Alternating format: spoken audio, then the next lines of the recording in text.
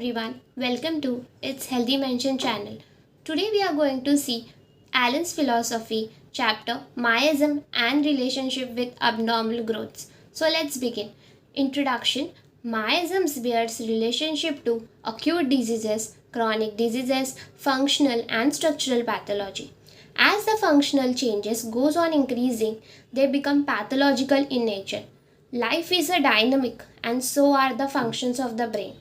All these potentials are invisible, which combines with the miasmatic potential of life. Thus, without the potential, life would not exist.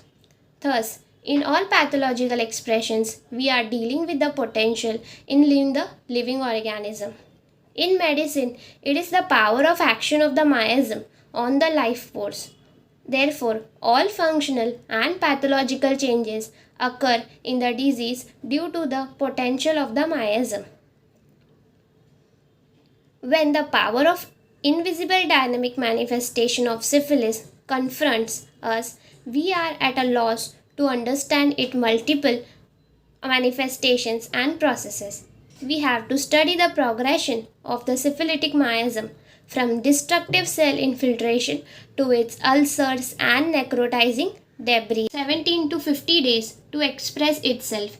The first potential is seen in the intoxication of the system. Second potential is seen in the glandular involvement and the secondary external or skin eruptions and the mucous ulcers. Third potential is seen by manifestation of latent sora which gets aroused into activity.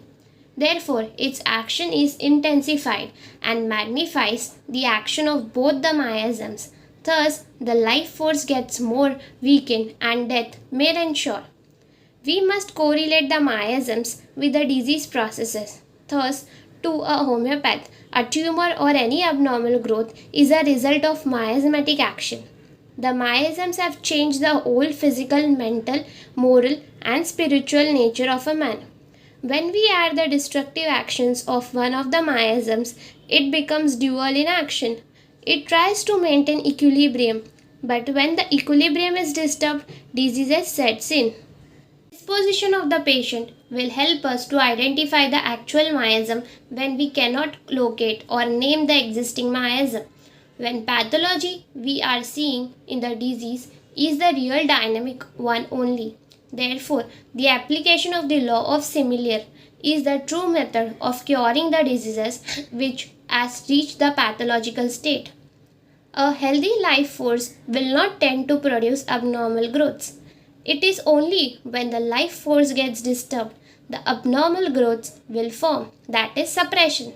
The cause may be suppressions of a discharge, suppression of disease states, any metastatic suppressions, injury to a parts may produce an abnormal growth. Thus, the physician must recognize the abnormal growths as a defense mechanism of the life to subject due to internal turmoil and thus preserve life.